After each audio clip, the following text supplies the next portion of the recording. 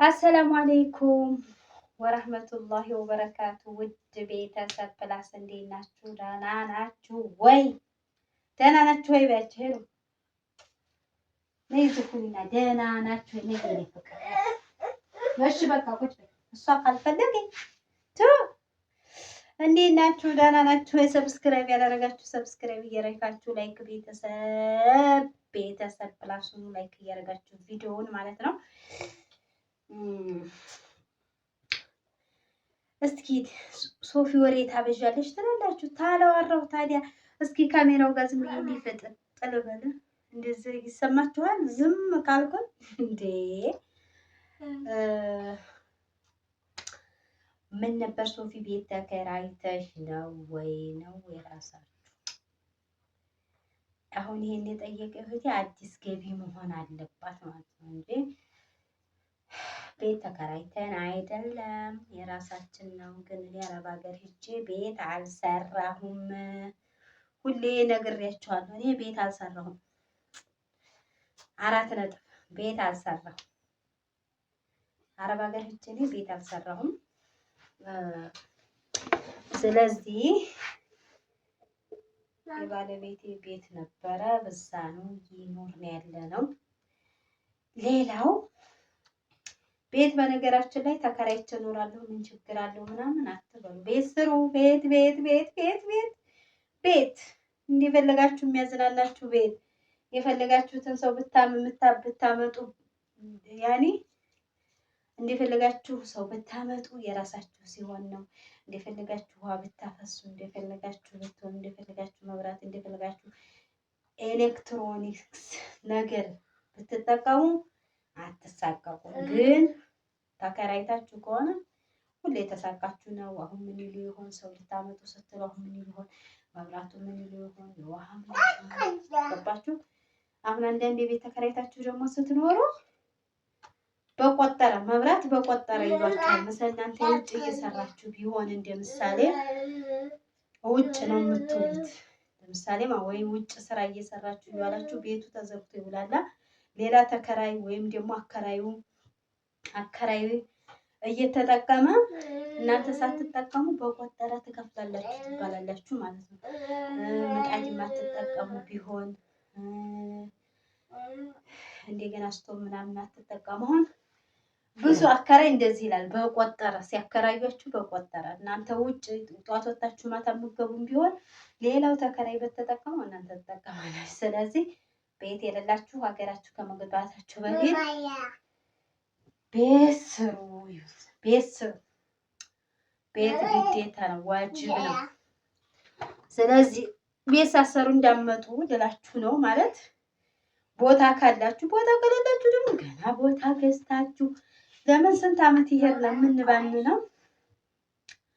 ቦታ ተገዝቶ ቤት ለመስራት ደግሞ ብዙ የቆያችሁ ከሆነ ደግሞ ትንሽ የሚከብድ ይችላል። ግን ቦታ ካላችሁ ቤት ስሩ።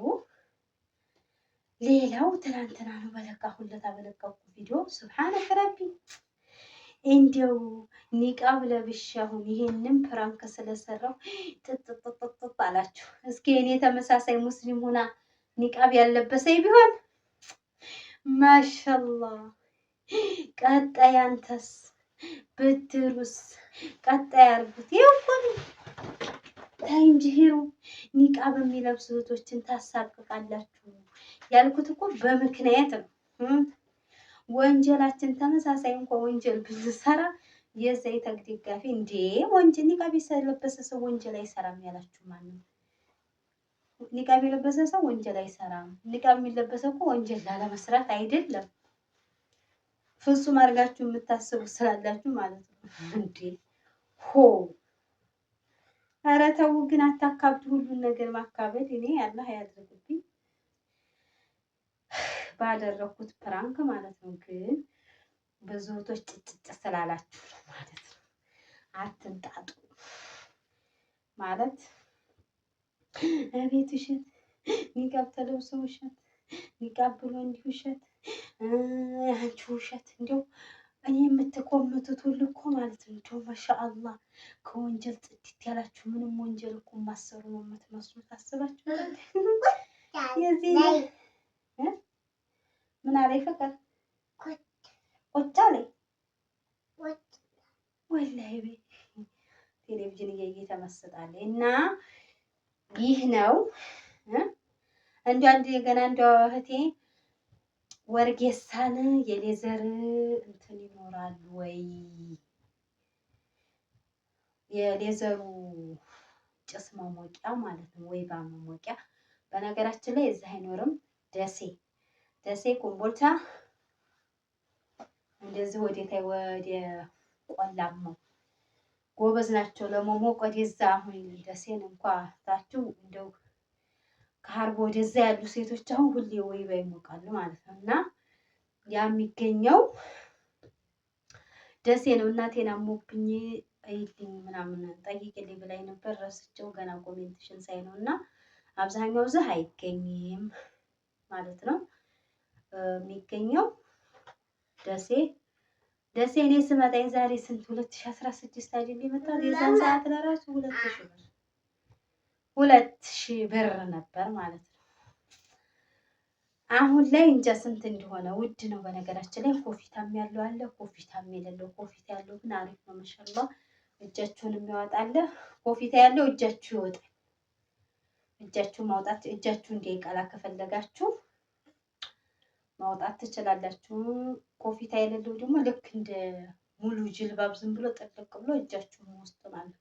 ይሄ ግን ኮፊታ ያለው ሌዘር መሞቂያ ውሃ ቢጠማችሁ ትጠጣላችሁ። የሚያለብሳቸውን ሰው በሌለ ሰዓት እናንተ መንቀሳቀስ ትችላሉ። ውሃ ዘርጋችሁ ውሃ ቢጠማችሁ ትጠጣላችሁ ነው። ያ 2000 ነው። ሌላው 1800 ነበር ዝም ብሎ ጥልቅ የሚደረገው ማለት ነው። እና ወርጌሳ እዛ አይኖርም። ምናልባት ወደ ጊራና የሚኖር ውሃ ለውቅ እንጂ ወርጌሳ ላይ የለም።